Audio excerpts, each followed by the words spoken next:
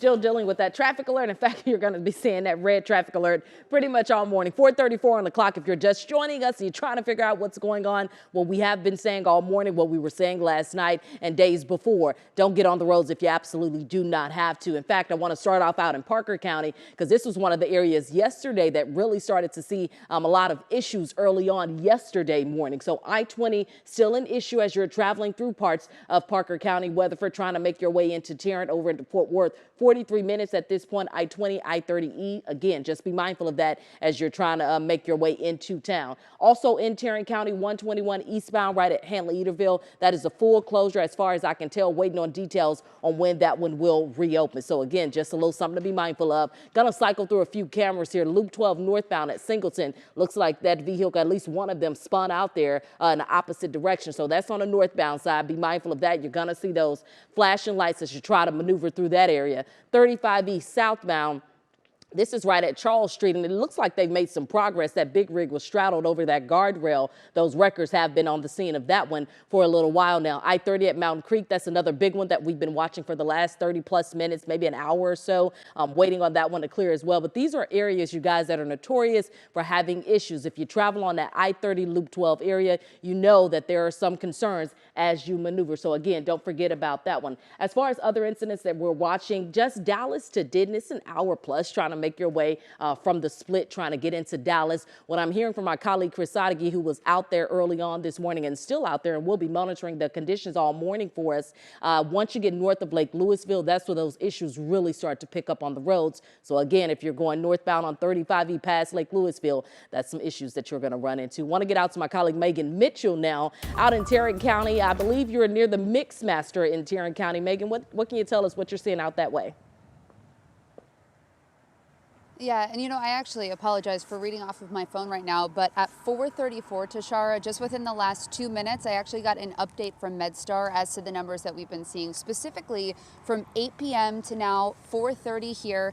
So we now know that since 8 p.m. there were 19 additional crashes just here in our area of Tarrant County. Also, the number in total is 142 as of 5 a.m. yesterday. And another thing I want to mention is the hypothermia calls that they've received have now gone up to 8. So another important thing to mention, but I also want to show you what we're seeing because on the roads here, we have seen some slippery spots. You can even see right here on this overpass that we're standing on just above Route 30, it is pretty slippery. And I hope that you can actually see what I'm feeling right now because it's going to get worse as the precipitation continues to come in. Let's also take a look at Route 30. One of the things that we've been noticing is that a lot of people have been heeding that warning. They've been going slow on the roadways. You can actually see just some of the sand that was left over from all of these trucks that are out treating the roadways. Here in Tarrant County, TxDOT tells me that they have about 150 trucks that are outside making sure that all of these overpasses, they've been treating them since Thursday, Friday, are clear, are not as bad as they would be if they weren't pre-treated. So with that said, that's a situation here in Tarrant County. But over in McKinney, I know we have Tiffany Liu. Tiffany, what are you seeing over there?